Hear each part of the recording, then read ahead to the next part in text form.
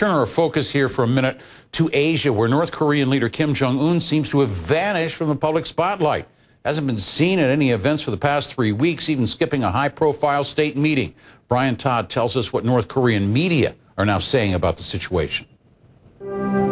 He came to power at 28 years old, full of vigor and optimism. Now look at him 3 years later. The presenter seems to be crying her eyes out as she delivers the news on North Korean state TV. Leader Kim Jong Un has a health problem. She calls him the marshal, who keeps lighting the path for the people, despite suffering from what she would only describe as discomfort. Kim, who hasn't been seen in public in 3 weeks, has just for the first time missed an important parliament session called the Supreme People's Assembly. To skip the Supreme People's Assembly is a big deal. CNN counted how often North Korean state media reported him at public events over the past 3 months. 24 events in July, 16 in August, but only 1 in September. Observers point to a limp he had in July and say he could have gout, which analysts say runs in his family. Then there's his weight gain. This is the way Kim Jong Un looked in 2011 in December when he came to power. This is the way he looks today.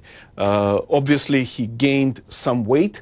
There is a history of obesity and diabetes in the family. The Kim dynasty's lifestyle is notorious and could be a factor in the young leader's health. A lifestyle that extends back to Kim Jong Un's grandfather, the founder of North Korea. Kim Il-sung used to sleep on a bed of naked virgins. That's actually an account from a North Korean defector in a book by journalist Bradley Martin, one of many bizarre reports from defectors relayed by journalists over the years.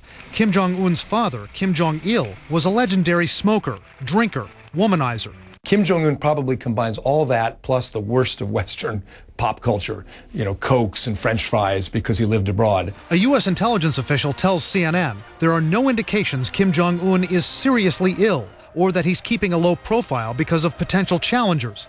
But just being a North Korean leader is stressful. Here, Kim Jong-un killed his own uncle and members of his family preemptively because of fear about the stability of his system. So you can imagine the enormous stress on his psyche and on his body. Part of that pressure, analysts say everything in North Korea, the system of government, the stability, the nuclear arsenal, the military, all of it hangs on the Kim dynasty.